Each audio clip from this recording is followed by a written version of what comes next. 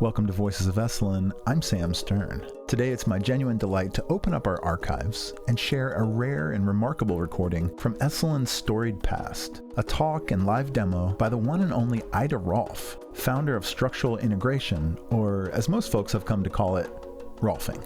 So first, what is Rolfing? It's a form of bodywork that some report as kind of painful, but very effective. Rolfing proposes that through precise and thoughtful realignment of our connective tissues, profound shifts in our physical and emotional well-being become possible. In this episode, you'll hear Ida Rolf lecture, which is exciting in and of itself. I don't think there's a lot of Rolf material out there in the world. And then you'll hear her do a demo on a volunteer. And even without visuals, the vividness of her demonstration will bring you right there into the room with her, allowing you to fully appreciate this woman's dynamic presence and to sense the precision of her approach. This really is a masterclass.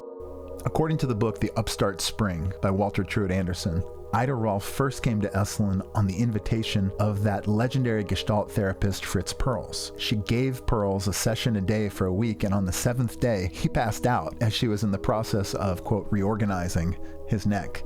At first causing her some concern, but when he emerged from unconsciousness, he said the experience had brought him back to a specific trauma where an anesthesiologist had twisted his neck during a procedure, which had in turn bothered him for decades. He became an ardent supporter of Rolfing, and Ida Rolf returned to Esalen regularly after that. And Esalen became the West Coast center of Rolfing, much as Fritz Perls had made Esalen the West Coast center of Gestalt therapy. So prepare yourself for an hour rich with insight, humor, and genuine wisdom, delivered by the one and only Ida Rolf. For a short description of the evening's program, I'd like to read directly from the October issue of Psychology Today. There is an article that has pictures of Dr. Rolf doing some Rolfing and a very nice description of what the technique is. The theory and technique of structural integration, Rolfing as it is called, is largely the creation of Ida Rolf. Dr. Rolf earned her PhD in biochemistry and physiology at Columbia in 1920, was for 12 years an associate in biochemistry at the Rockefeller Institute, and has for the last 40 years worked in applied physiology, perfecting the manipulative techniques that constitute the practice of structural integration. If I sound a little nervous, it's because I'm going to be the model tonight. Dr. Rolf.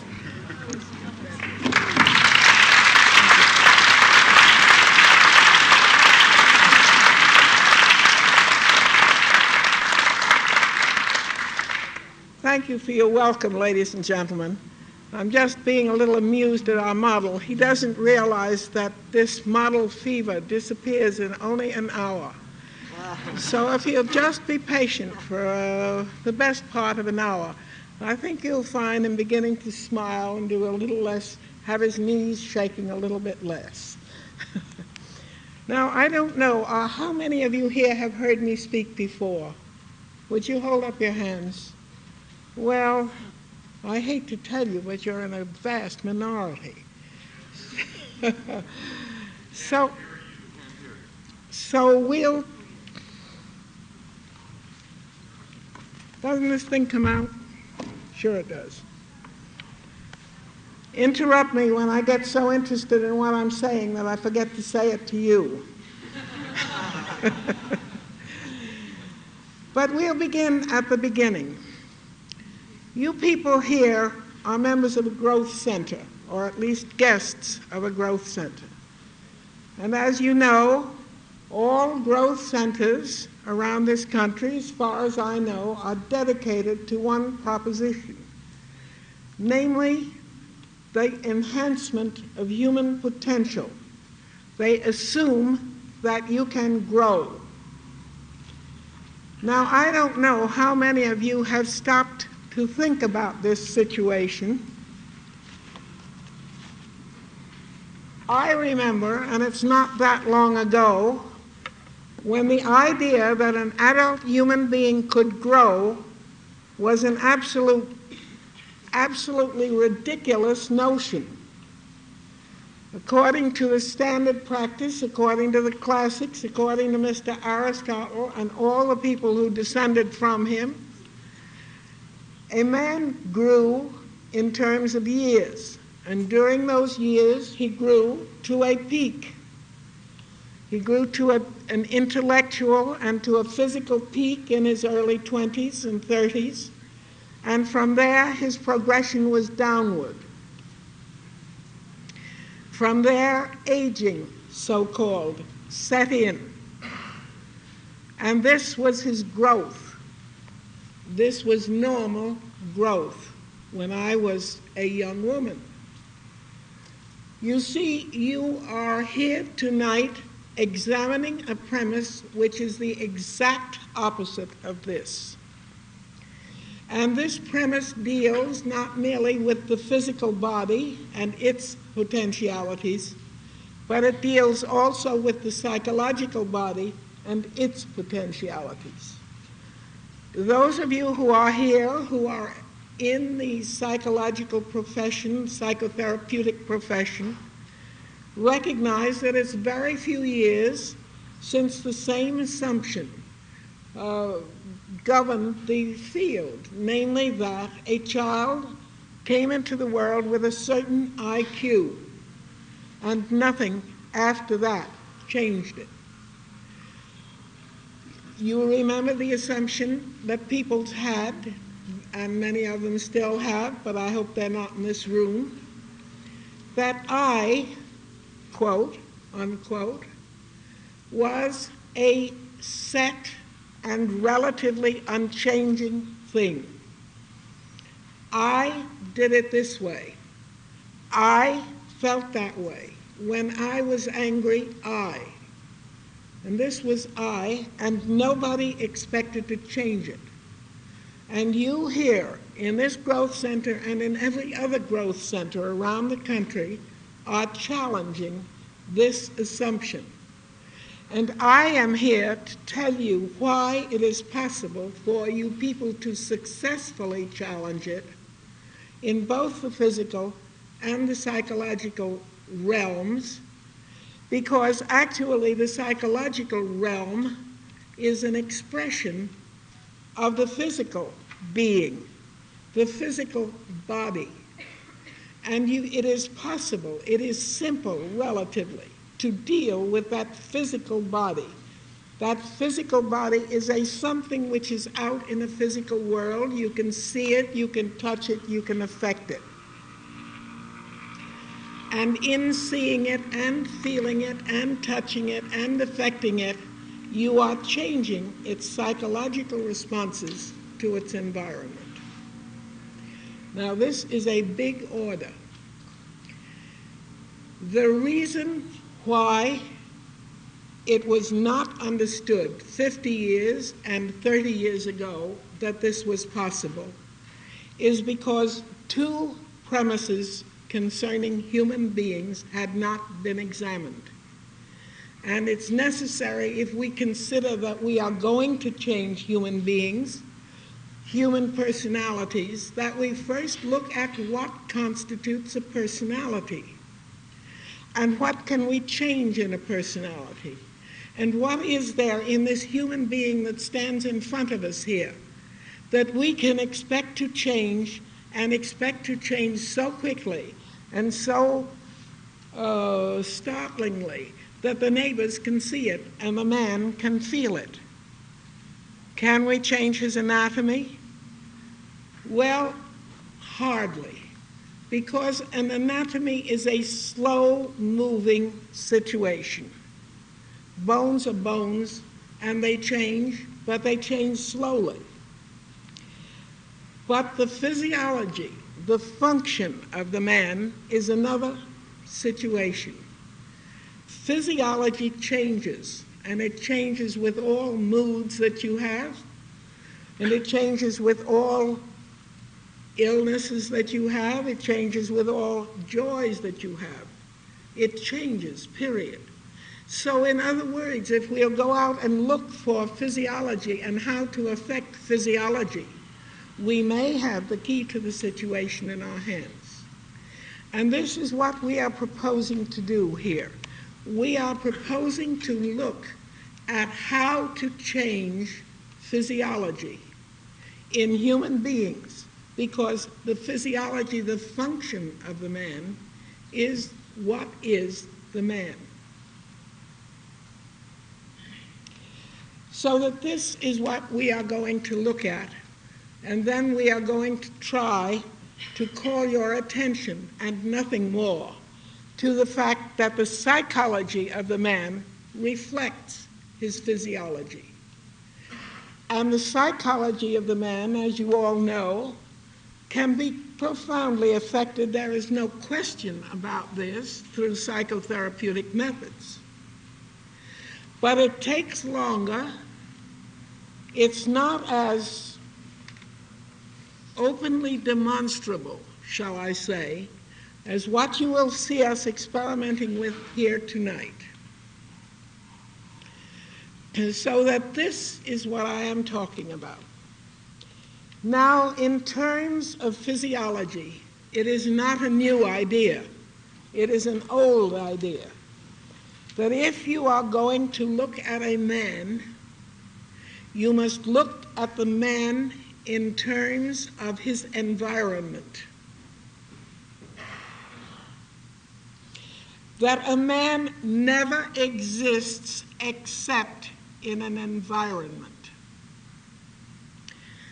That the man modifies the environment, but more than that, much more than that, the environment modifies the man. Now, if you look at an environment in those terms, you begin to wonder, what are you talking about?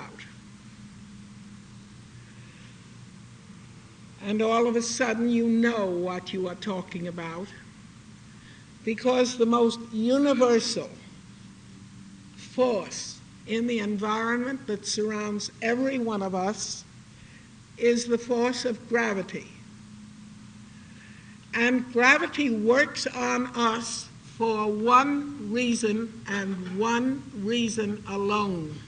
It is our environment for one reason and one reason alone. And that reason is that we, as human bodies, are masses, are material masses. And as material masses, we are operating within three-dimensional space. And as material masses operating within three-dimensional space, we must needs obey the laws of any material mass operating in three-dimensional space. And that is the set of generalizations that we name mechanics. And mechanics is actually a study, a registration of the laws which masses behave in a gravitational space.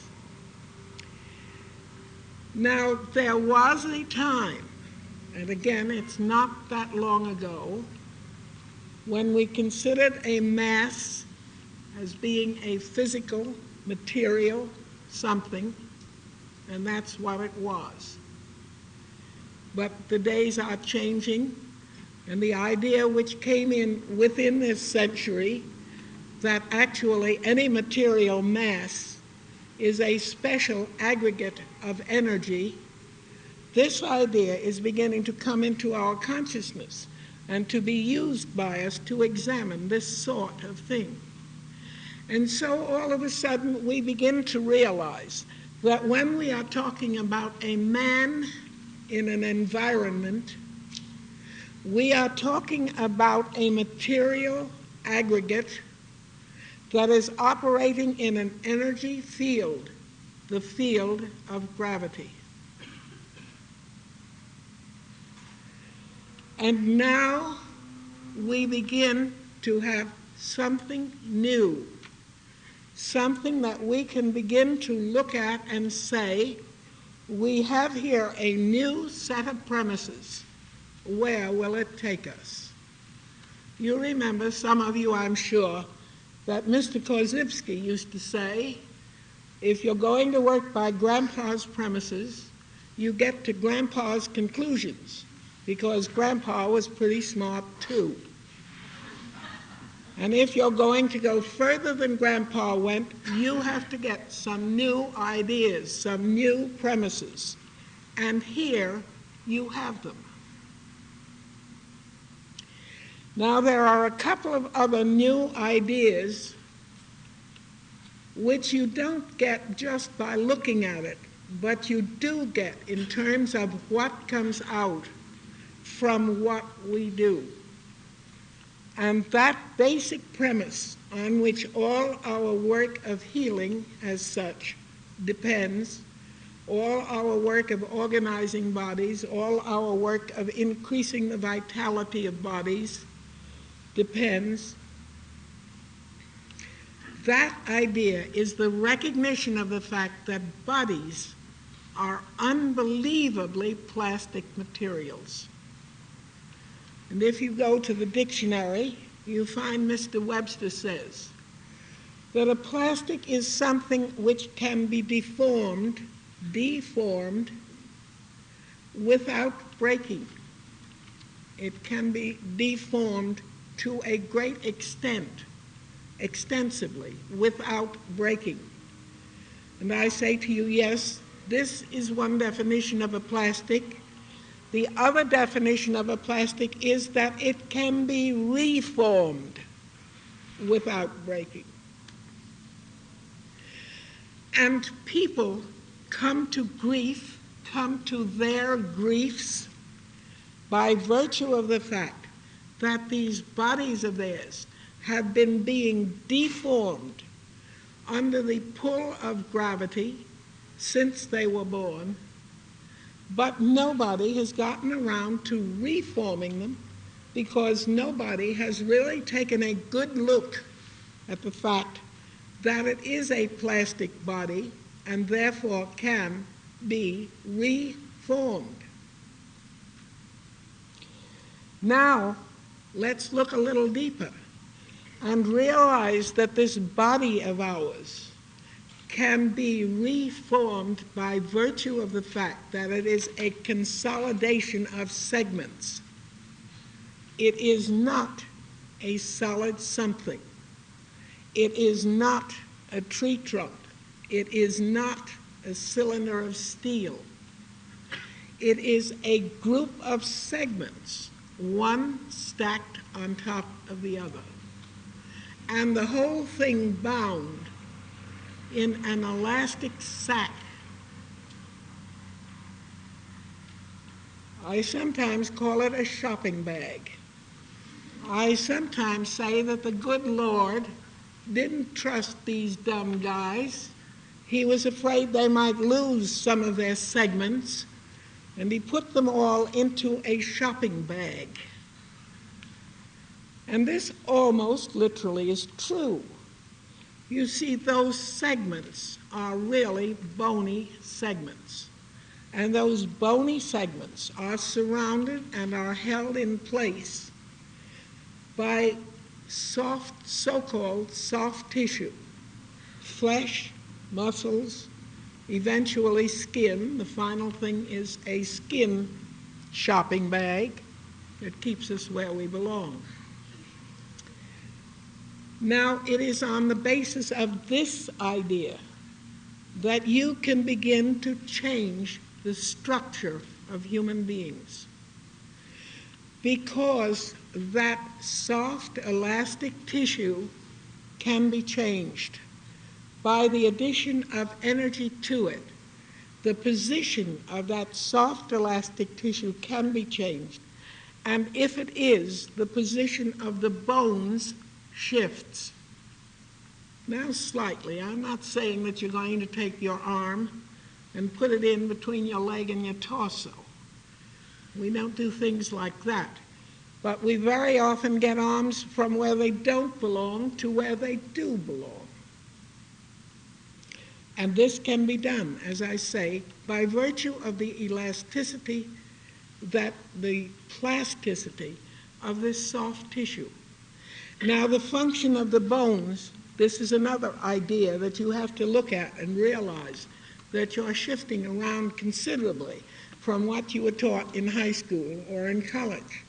In college you were taught, or in really more elementary than that, in elementary school, in grade school, and in high school, you were taught that bones held the body up.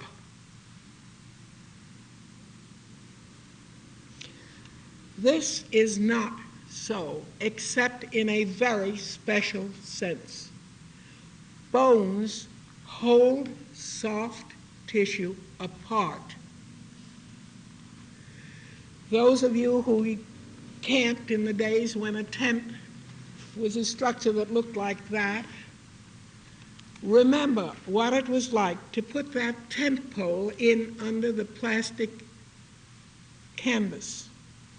You had to get your tent pole precisely formed in order that you could take your canvas and you could tie it down with guy ropes so that the left side counterbalanced the right side.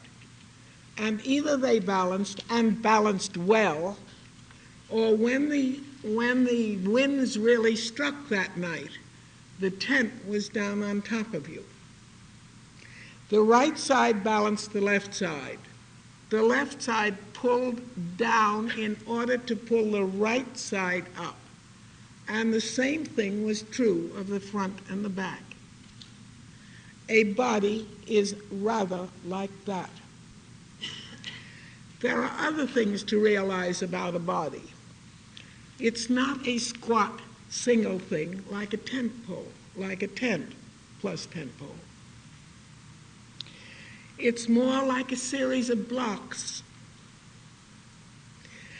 And those blocks need to be stacked. And you people all realize that you were all of 2 years old when Uncle Joe gave you some blocks. And it didn't take you very long to know that if you were going to get a stable stacking of blocks, you could only stack it in one fashion. And we'll see a little bit more of that in the pictures that I'm going to show presently. The centers of gravity of each block had to be in a vertical line with the center of gravity of the block above and the block below before it was possible for those blocks to form a stable form. And this is part of the story of bodies. All bodies can be looked at as being aggregates of blocks, big blocks, I mean, blocks like the head, the thorax, the pelvis, the legs. And for a stable arrangement, the centers of gravity of those individual blocks has to be above the center of gravity of the one below it and below the center of gravity of the one above it. Otherwise, you have an unstable arrangement.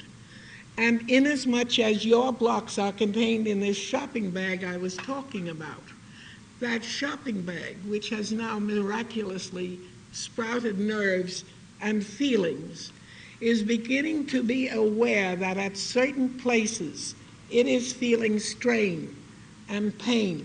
And oh, your back hurts you so much that as you sit on the floor, you're not that comfortable. Now, this is the problem of blocks. There is another way that you can look at it. You say, well, how do they get that way? There are lots of ways they get that way.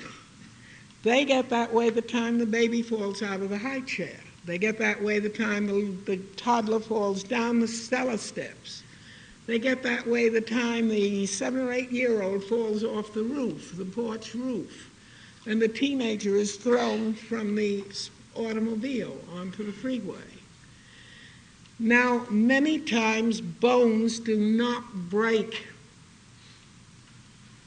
And everybody says, Mama says, oh, you know, Jimmy was so lucky. He fell out of the apple tree the other day, and would you believe it, nothing happened to him. What Mama really is saying is that there were no bones sticking out of his skin, so she didn't take him to a doctor. And if she had taken him to a doctor, except the bones were sticking out of his skin, the doctor would have said, well, aren't you lucky nothing happened to Johnny?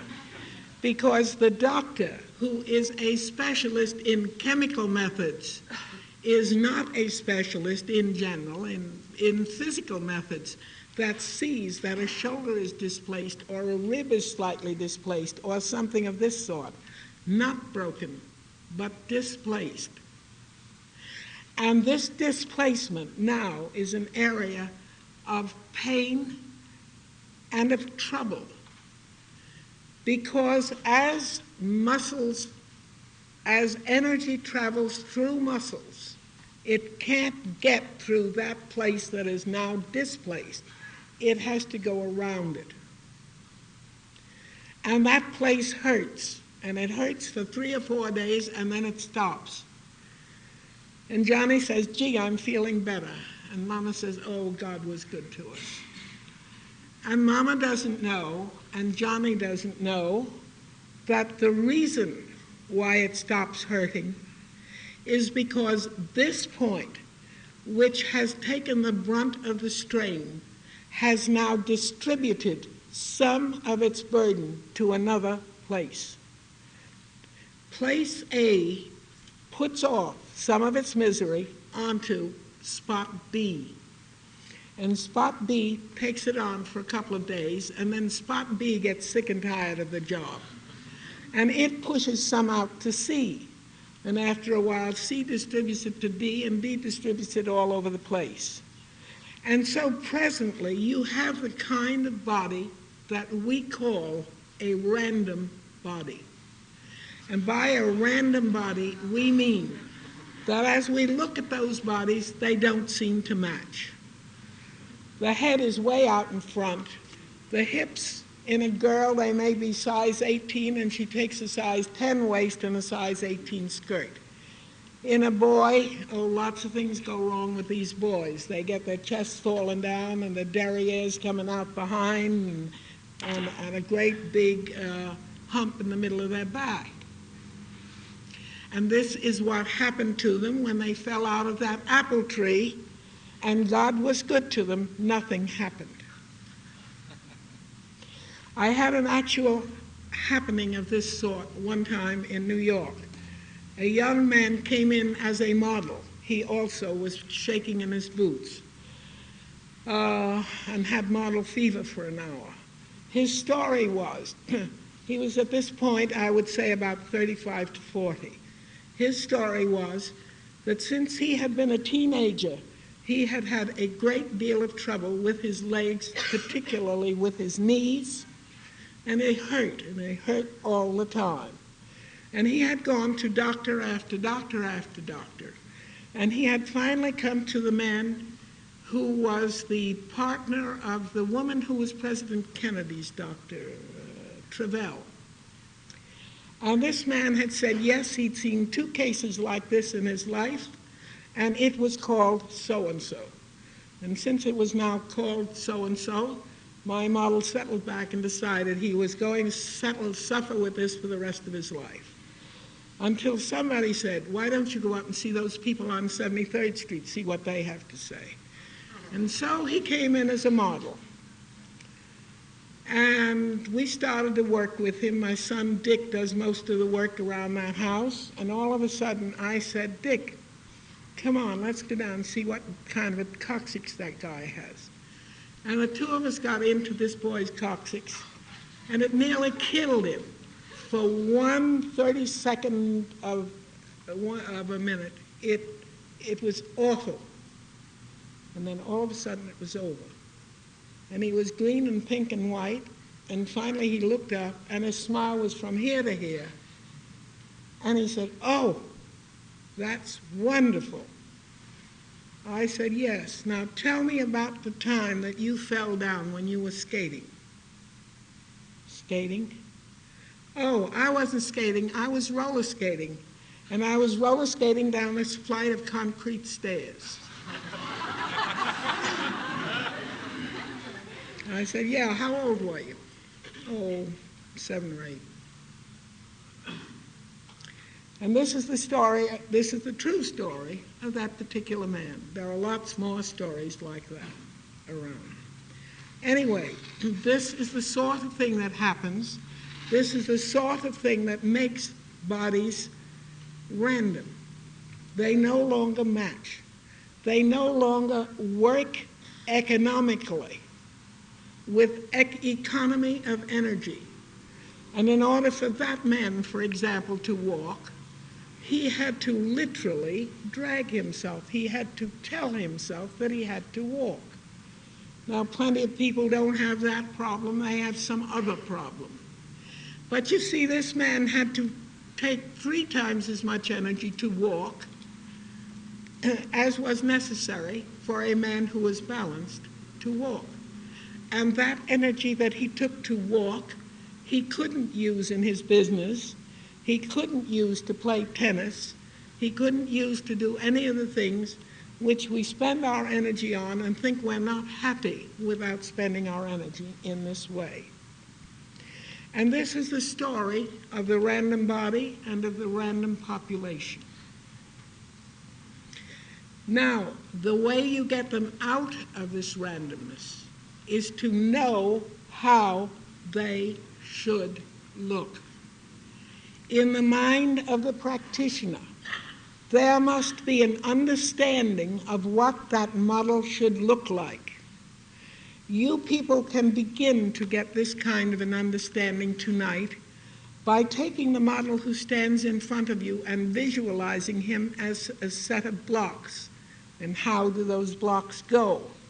And how would you wish to see those blocks? And how do you see those blocks? And what must be changed to get those blocks stacked vertically, one on the other? And this is the story of what we do. It is not the story of how we do it. It is the story of what we do, and you will see a certain amount of how we do it. But one of the booby traps in this system is that it looks so simple that you go home and you try it on your mother-in-law. Now, you may think I'm joking, but this has happened to me. I one time spoke to, I don't know, at least 300 or 400 people in the chiropractic college in Canada. And this introductory talk was an introduction to a course I was going to give 6 weeks later, something of that sort. I was down, no, they were sitting in the lower auditorium and I was up on the platform above them. And you can figure out how big this auditorium was and how much they could see. So I got back 6 weeks later, and a kid walked up to me and he said, "You know, that system of yours isn't any good." I said, "No, good. How did you find out?" He says, "Well, I saw you work, and I went home. I tried it on my mother-in-law. My mother-in-law has a bad heart, and she has Bright's disease. It didn't help any." So don't try it on your mother-in-law. You won't learn that much tonight, unless you really want to kill her.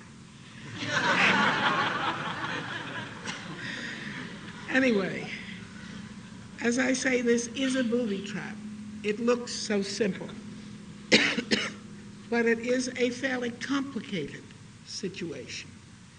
It is a situation where you have to do a great deal of studying, a great deal of understanding about how these segments of the body are held together, and even more important, how these segments of the body are held apart before you are ready to try to change a body.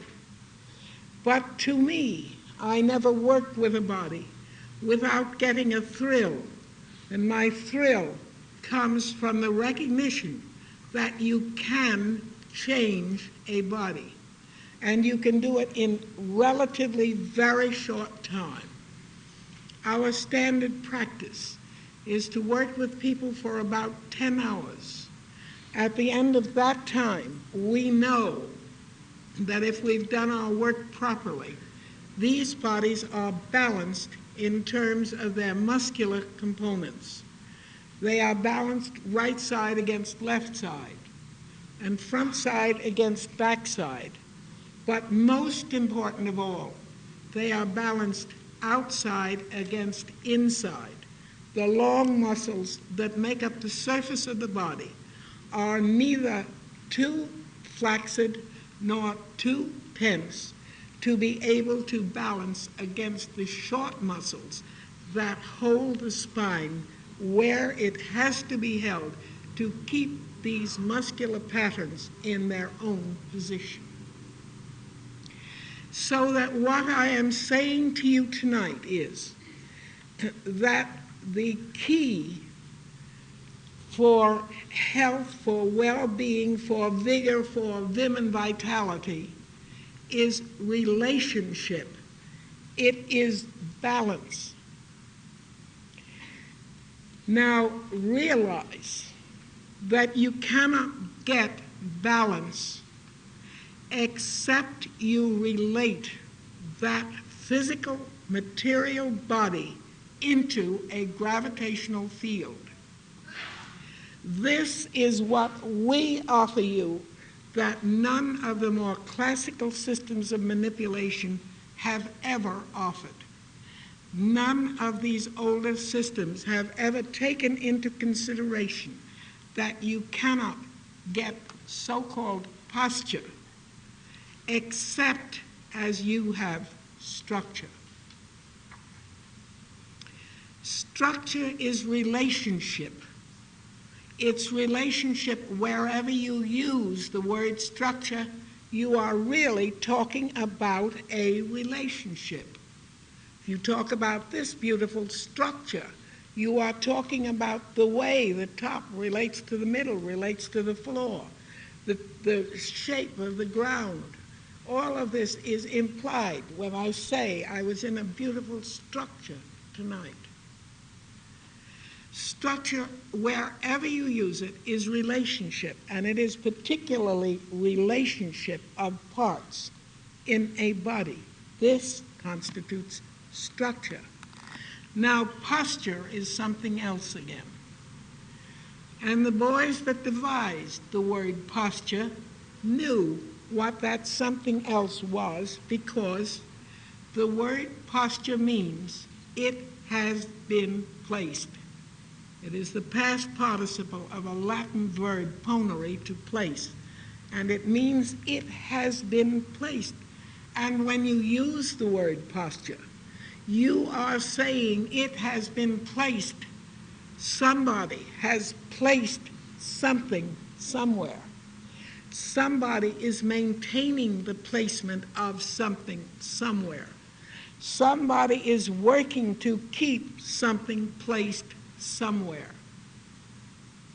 And I'll guarantee that there is no one in this room who doesn't know that in this day and age of the, 20th century, last quarter of it, that to keep any of these bodies in posture takes effort, constant, continuous effort.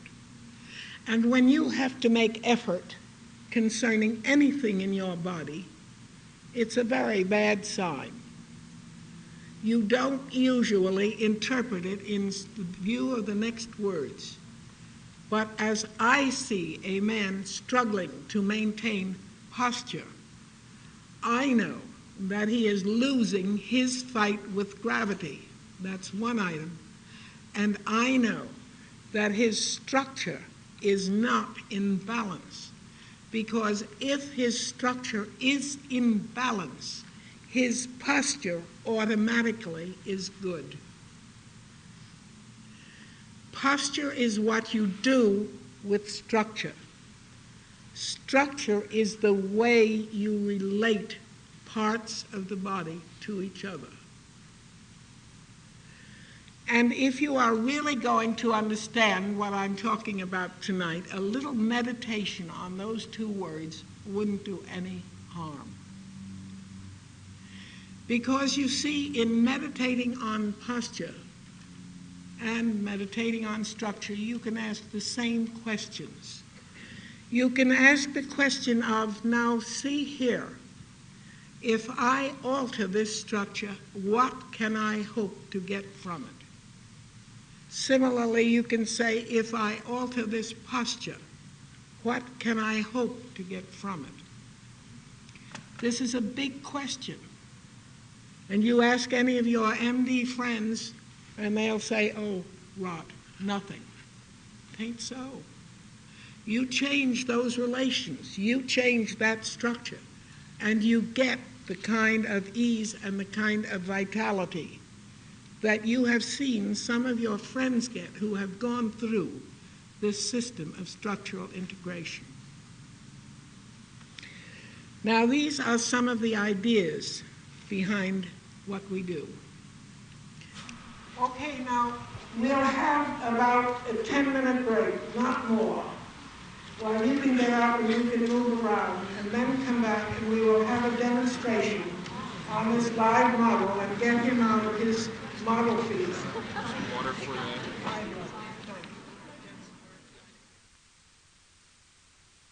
We owe him a vote of thanks.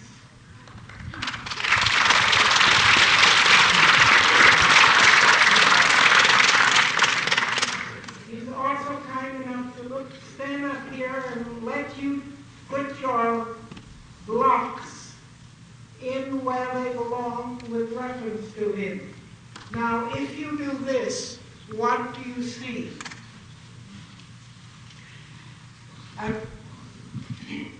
I hope all of you are noticing the great weakness that there is at his knees.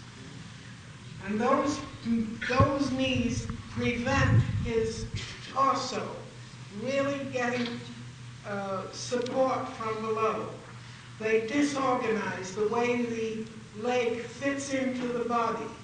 And because of this, because of the lack of support, you get a picture of a failure of the rib cage. The ribs are too far down. If you were making a statue of a man, you wouldn't want those ribs to come down in this fashion. You would want a better contoured rib cage. And you would know that that better contoured rib cage would do a better job in getting the body oxygenated. Now,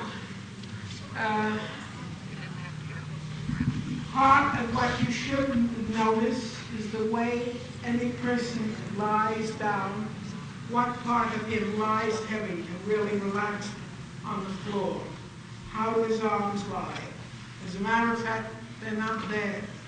So I am delighted to come in with this nice, positive little statement. And his legs, you see, it's not apparent to you, as this gentleman lies flat, that he has as much of a problem. In other words, his problem is the problem of support. His problem is the problem of losing that gravitational fight. Now, we teach that the pelvis is the important item of the body. It is the central item of the body. Most of you have heard that in various teachings, occult and otherwise, for a good many years. But we also teach that because this is what we see. And when we go to work, as we're going now, what we are going to do is to try to loosen the upper part of the body so that it is not squinching down on that pelvis. And we're going to loosen the legs so that the pelvis can settle itself back on those legs to get better support. And we're not going to do as much work on the knees as we should do for this gentleman's weak knees, but on the other hand, there's only a limited amount that you can do with a body at any one given time. Other than that, you just overwork that body and get him into trouble. So we'll go to work. You want to start, Evan? I'll be with you in a minute. Now, the thing for you to be looking at this point is a demonstration of how the model is breathing. Emmett, would you suggest that he brings his knees up, please? Please. Now take a breath. Take another breath. He is already beginning to raise his breath from the abdomen up into the chest, which is good, which is where it should be, which is talking about the fact that it will not be that difficult to organize that rib cage. And what Emmett is doing is going in to the places where these various muscles stick together, glue themselves together.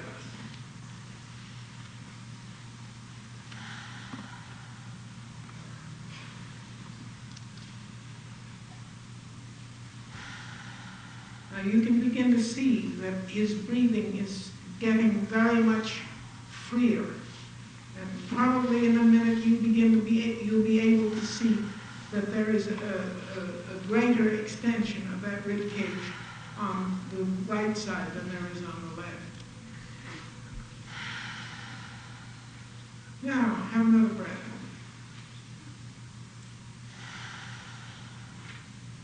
You begin to see the difference in the way those two sides are responding.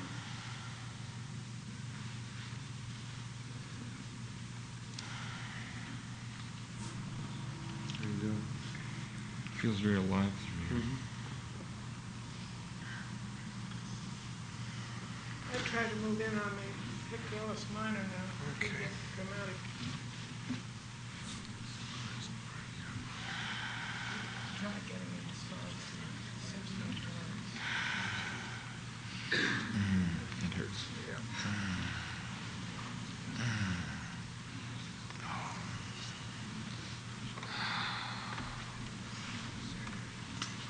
Well, I think most of you can see that this side is changing very markedly.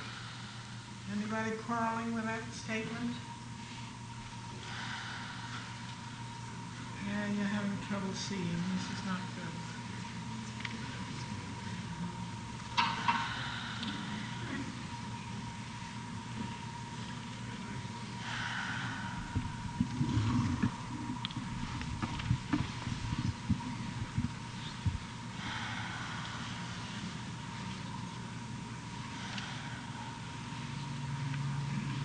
How does that feel?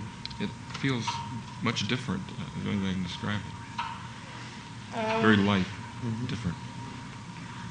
Would you like to talk to them? Just tell them how you feel about My right side feels very much alive, and my arm felt different right at that point. And symmetrically from the center to the right, I feel much more expanded. There seems to be like there's more of me.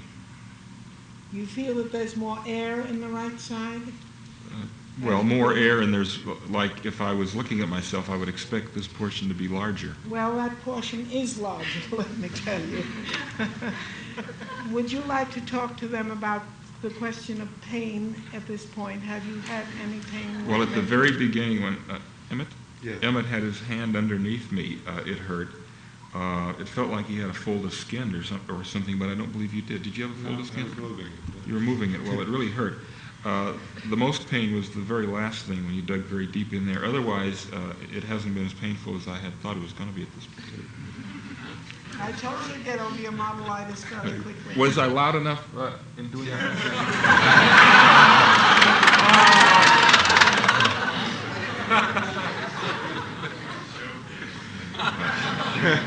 Should I move with this?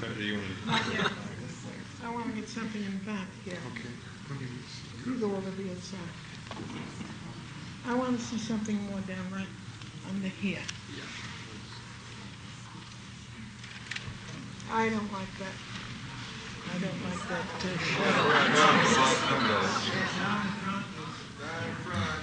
Now, this is what I want to get. How do you like that? Feels okay. You begin to feel that the female of the species is more deadly than the male? Not yet. Not yet. I must have lost my strength. You're getting there. Oh, yeah, there's one point where you're digging in good. There. Now, try breath.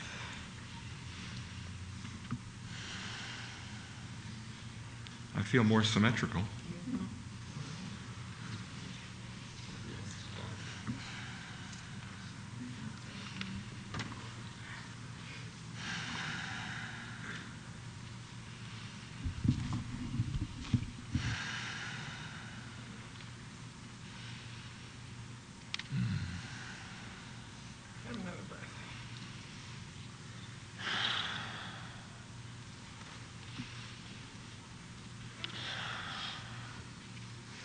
Now, is that feeling a little lighter?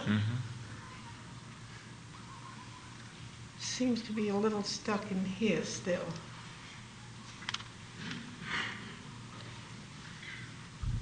You're getting there.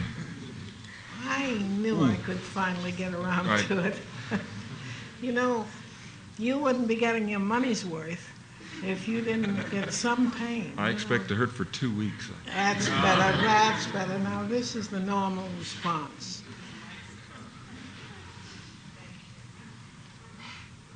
Oh, good.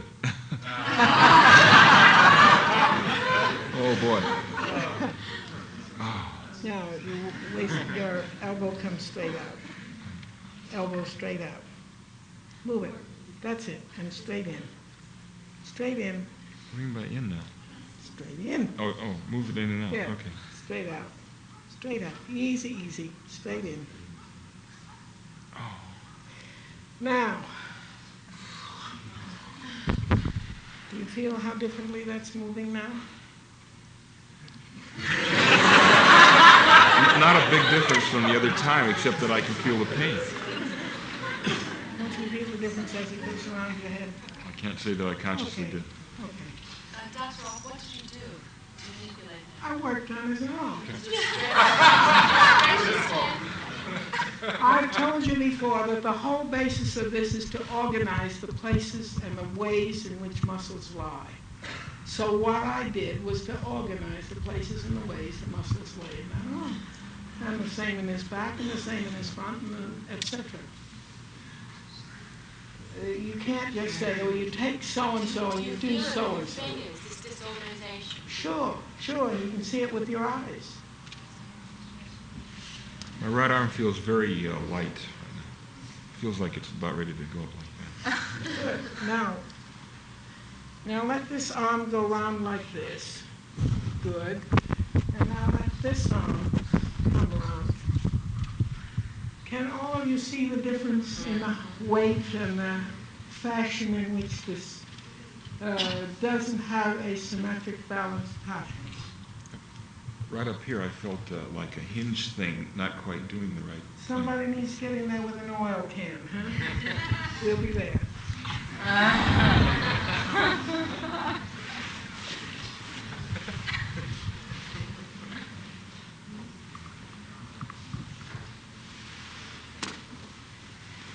Now, how'd you get out of this job? I don't know, but I like it better.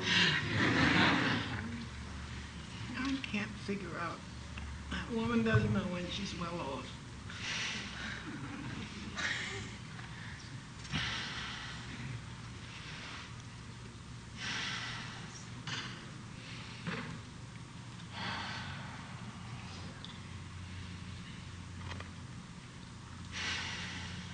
That's feeling better, I think.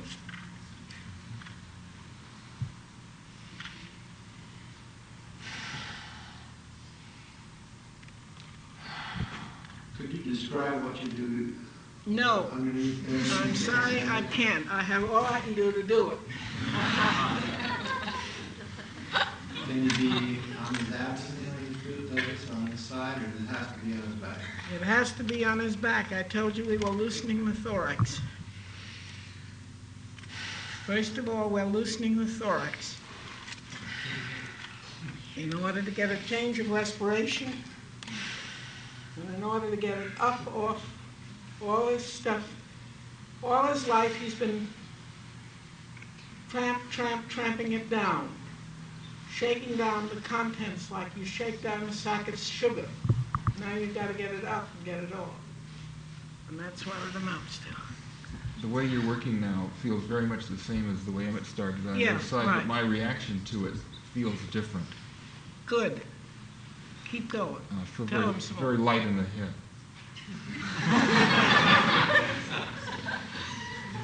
Well, there's a connection.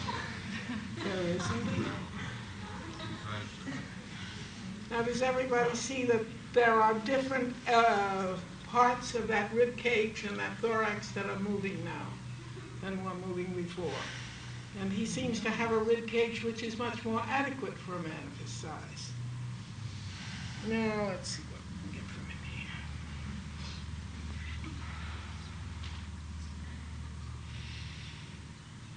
here. No, but keep bringing your chin in. There, good.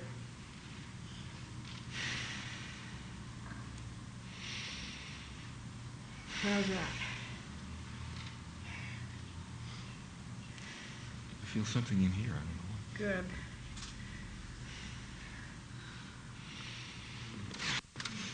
Oh, ooh. Now, you wouldn't be getting him on his way if you weren't getting some. Oh. You wouldn't be able to tell all the people next week how gallantly you withstood the attack. Oh. Whew. Now, take a breath.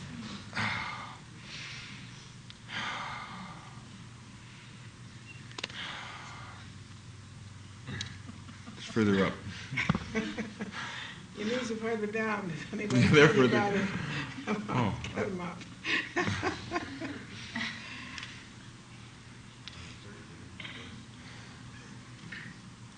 Now, you rest a minute while I do this.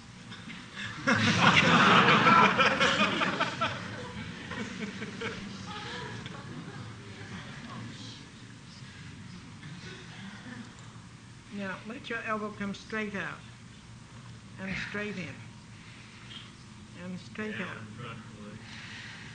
and straight in. Right. Now,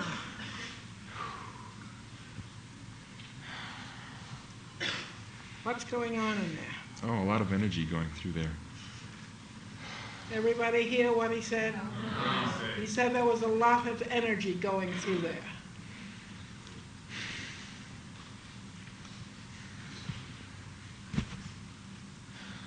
What else? Is there any explainable connection between what you're doing with his arms and the change in his chest? Sure. Where do the muscles of the arms come from? Oh, yes, they do.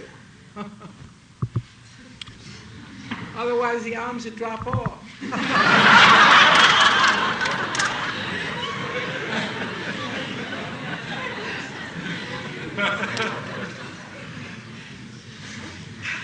Hate to tell you, but these are the facts of life.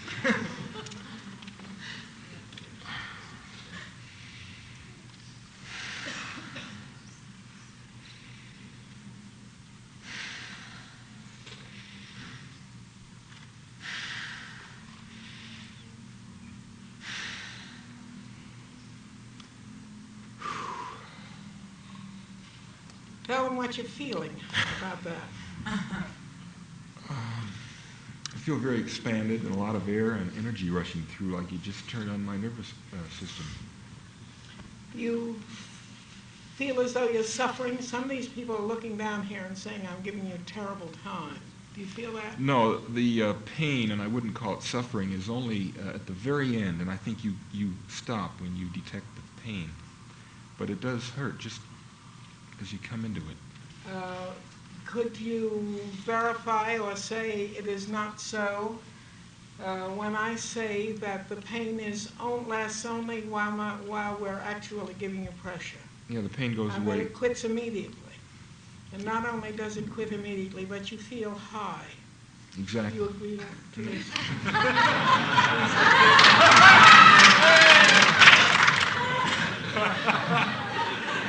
See, about 15 million people, more or less, have told me the same thing, so I know. Right on. Now,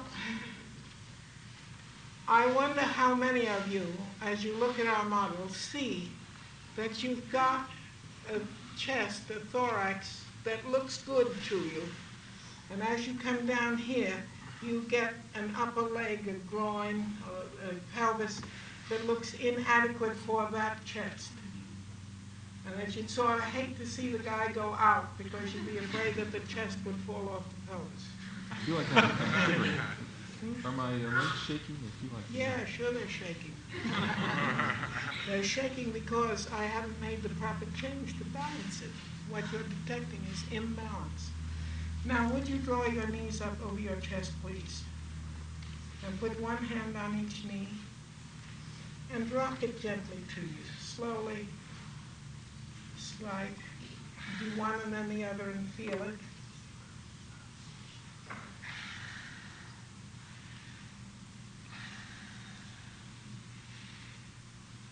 Do you feel that movement starts at the bottom of your spine and moves up? Or if you do not feel it, where do you feel it blocked?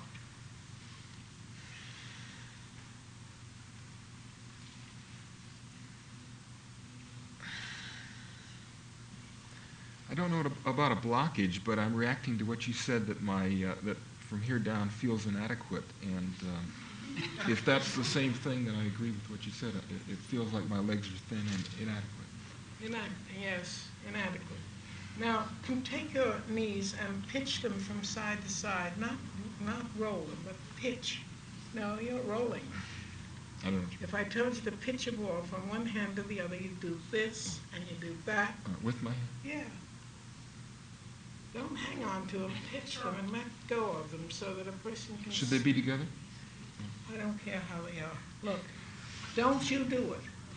This is passive movement so that it tests what's going on. You see, you're getting a hold of yourself from in the bottom of your spine. I'm not sure what you said. I know. Turn over on your side.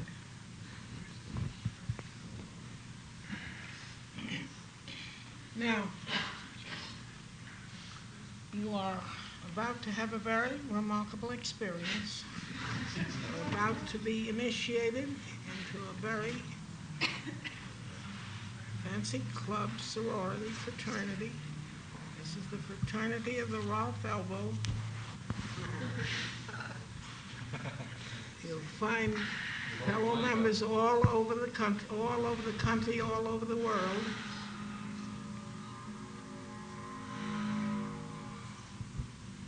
How does that feel? Terrible. No, I wouldn't say terrible, but close. Wouldn't dare. No, it is not terrible, but it does approach it, yes.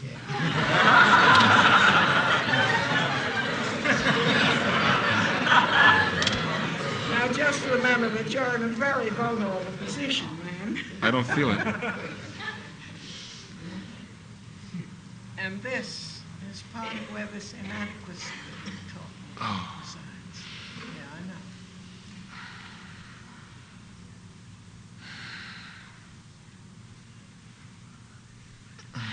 Oh, that hurts. Yeah.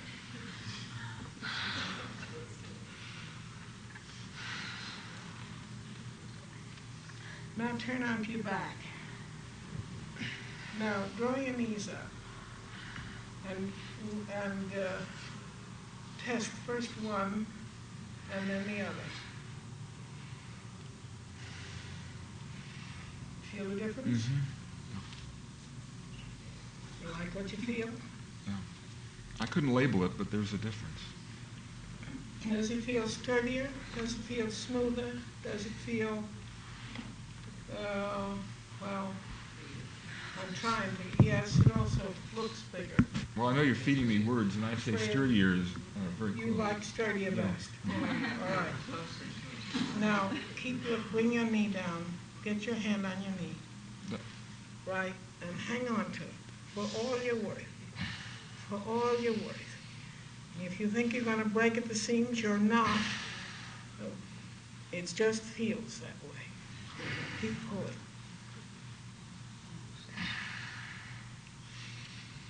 Keep pulling. Good. Now try this again.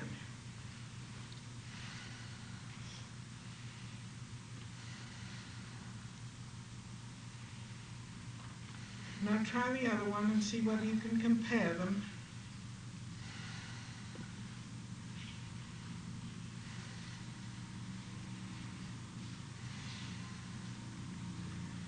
Well, it feels like it's oiled. Yes, it feels like it's oiled, but I think that you can detect something else in there. It isn't only that it's oil, but that there seems to be more of it. And the people that are sitting back here would say, yes, that's what it describes. There seems to be just more of it.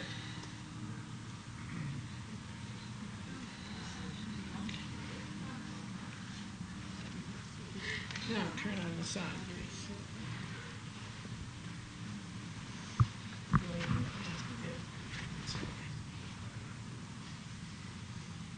This leg seems to be in worse shape than the other. Have you any idea why? Have you ever had an accident with it? No.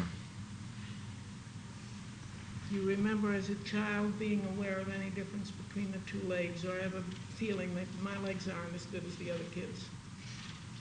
Oh, well, I just feel my legs are thin. Thin. You never tried to be a runner. Yeah, I was on the track team. How did it work? Well, I was good on the track team. People often are with quite inadequate legs.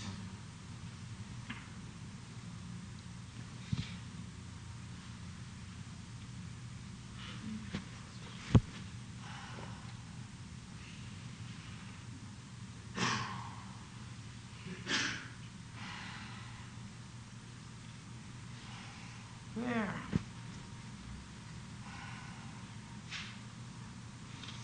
Are you beginning to feel that under my hand it feels as though there's more leg there?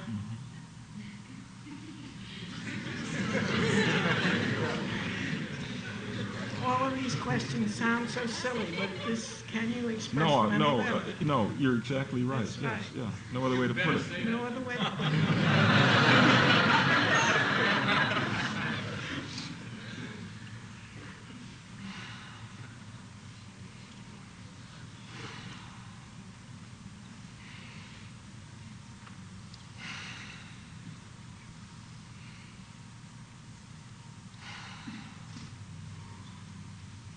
Now, turn on your back and try pumping first one leg and then the other up.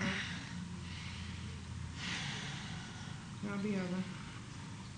Now, does everybody back here see how this leg seems to go straight, this leg pulls around? Do this one. You see, it pulls all kinds of things with it. Now keep pulling. No, pull it straighter to your nose, unless you're going too much to your shoulder.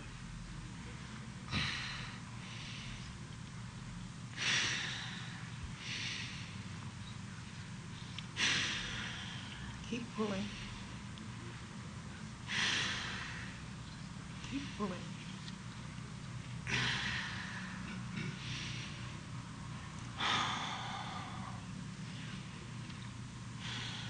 Now,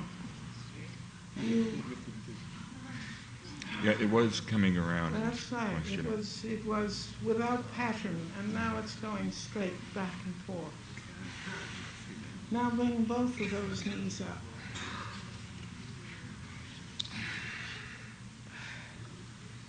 I don't think you're going to like this too much either.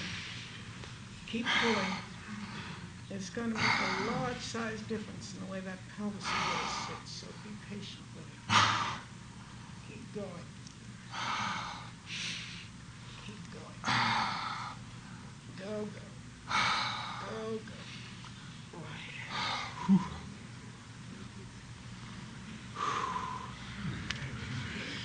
Right. Now, what did you feel as you came back that way? A very big release. Well, I don't know. Release rather than relief? I mean release? No, I mean release and a charge of energy. Did you feel that as your legs went down here, you adjusted within your pattern as you could not have done before? Let them come down again. Draw them up. That's it. Now let them come down here and feel what's happened to you. You see how you make a pattern there that is no longer random, beginning to be balanced. Now, stretch your legs out, please. Bring your knees together. That's it.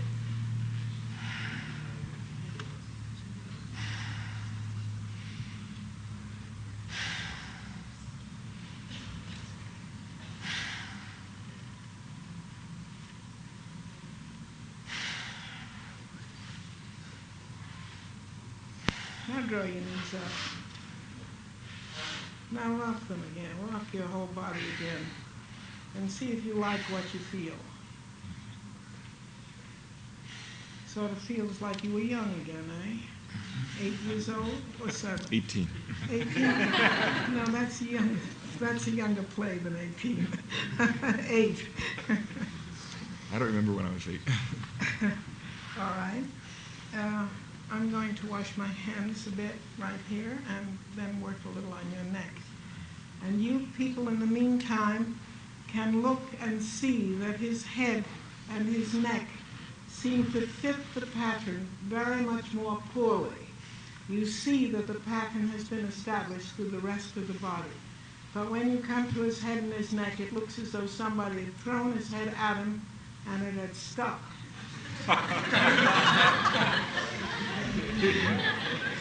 You all notice that I'm very, very complimentary to models. Why anybody will ever take on the job, I'll never know.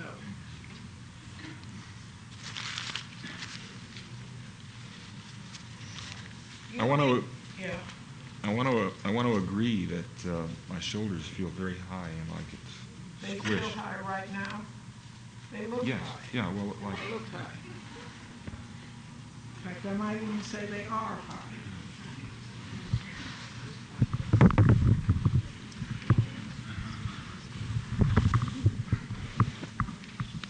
Now then, throw your knees up, please. No, just... oh. No.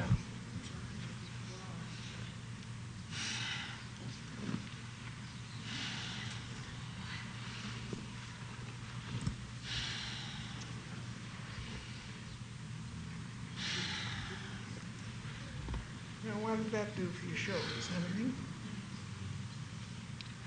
They don't feel as high. That's right. Now, turn your head to the left. Keep turning. Turn. Turn. Keep turning.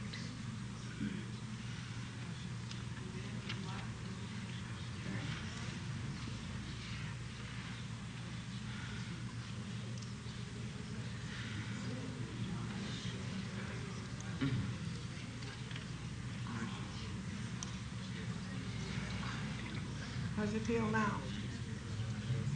Cockeyed. You want to know how it is now? Cockeyed.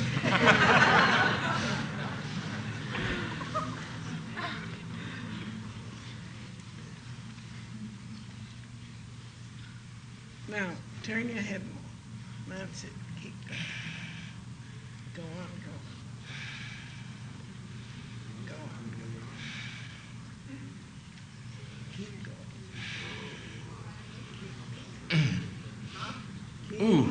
Keep going, don't mind. I do. If you just happen to come apart, we've got mucilage.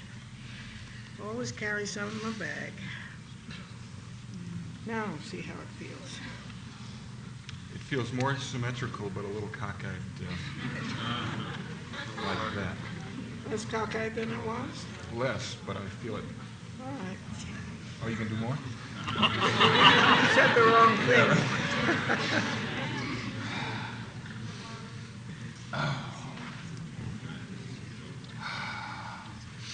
Don't mind. Come apart at the seams, it's all right. We'll put you together again. Chin in. Good. Now, at this point, are you beginning to feel how your shoulders are starting down? Mm-hmm. Now, very gently draw your chin in and see how you're connected down through your spine now. you feel that spine going all the way down? That's quite different from what it was, isn't it? Okay. Well, I didn't try it before, but it No, but feels I very... would think that you might know that. You might know it spontaneously. Now just turn your tail under. That's it. And lift. Now let your waistline come down. Easy, easy. Slowly, slowly. Let your waistline go down to the floor in the back. Now, how's that? I feel like I'm very, very flat on the mat. Yes, now turn your tail under once more. Right. Oh, yeah. Oh, that's what I was telling you to do. Why didn't I ask you in English? Just turn under again. Easy does it. You've still got a problem around your coccyx here, which I'm not going to be able to get out tonight. Let your waistline come down.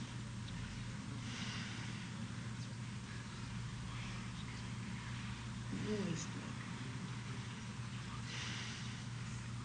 And down. And just turn under. Right, right. Right, right. Now, just turn your tail under and just bring your chin in and feel how you connect through. Mm-hmm. That's pretty nice.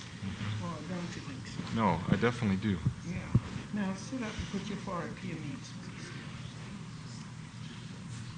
Keep going.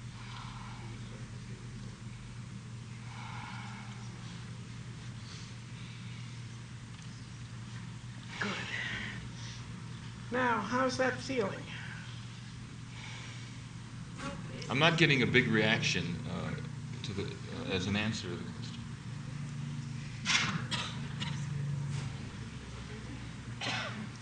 All right. Now bring your head up, straight up. Feel where up is, not back. Up.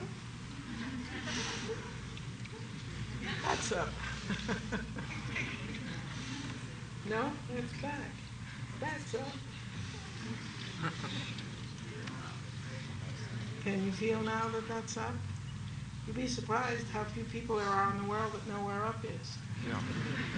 I was picking up as whatever else I was doing. But Yeah. Would you like to stand now, please? on the mat? No, off the mat. Off the mat.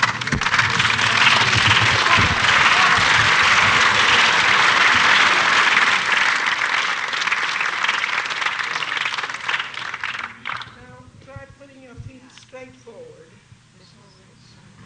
Your feet straight forward. Your feet straight forward. Look down at them. Your feet straight forward. Toes in.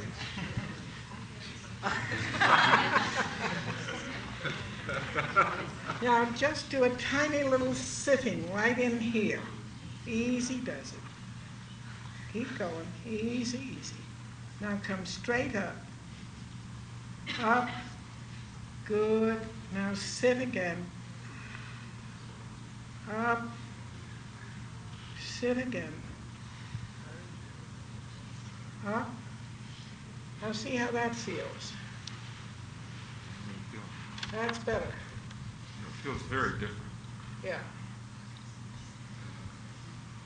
You got anything more you'd like to say to your friends and neighbors? Well, the biggest thing that I'm feeling right now is that I know that my feet felt locked back, or my legs beneath felt locked back when I started, and I don't think I can do that right now.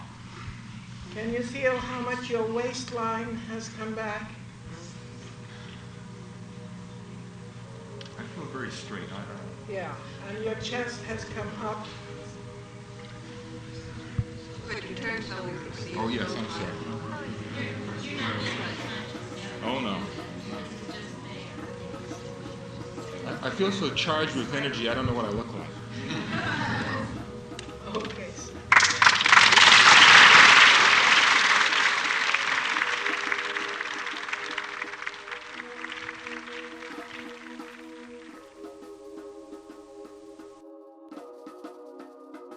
Thank you for listening to Voices of Esalen. Today's show is produced in conjunction with Shira Levine. Our theme music is by Nico Holloman. Until next time, be well.